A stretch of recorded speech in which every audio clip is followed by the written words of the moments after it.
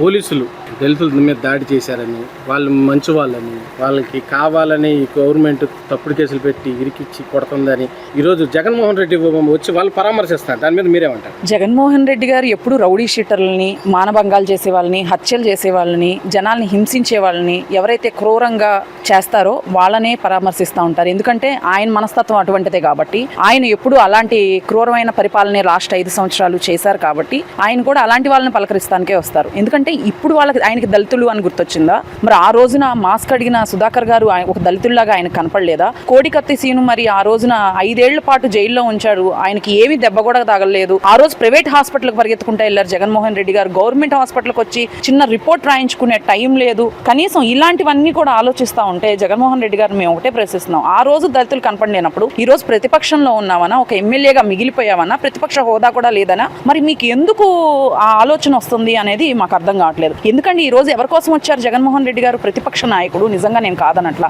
5 ఏళ్లలో పరాదాలు కట్టుకొని తిరిగిన జగన్మోహన్ రెడ్డి ఆ రోజుల్లో ఎన్ని దారుణాలు జరిగినా, నిజంగా తాడేపల్లికి కొద్ది దూరంలోనే ఒక మహిళపై, ఒక దళిత మహిళపై మానభంగం జరిగి ఆయన ఉన్నప్పుడే ఆ రోజు దిశ చట్టాలను పెట్టారు, దశ మారిపోయిద్దని చెప్పారు, దిశ పోలీస్ స్టేషన్లను పెట్టారు. ఇన్ని పెట్టి జగన్మోహన్ రెడ్డి గారు పక్కనే తాడేపల్లి కొంపకి పక్కనే ఉన్న మహిళను పరామర్శించడానికి నీకు టైం లేదే? ఆ రోజు పబ్జీ ఆడుకుంటా కొంపలో కూర్చున్నావే. మరి ఈ రోజున హుటాహుటినా వచ్చి తెనాలిలో ఒక గంజాయి ముక్క రౌడీ షీటర్లు, ఒక దళితుడిని చంపి కేసుల్లో పరారైన వాళ్ళు కూడా ఉన్నారు అందులో, ఆ ముగ్గురులో ఒకళ్ళు.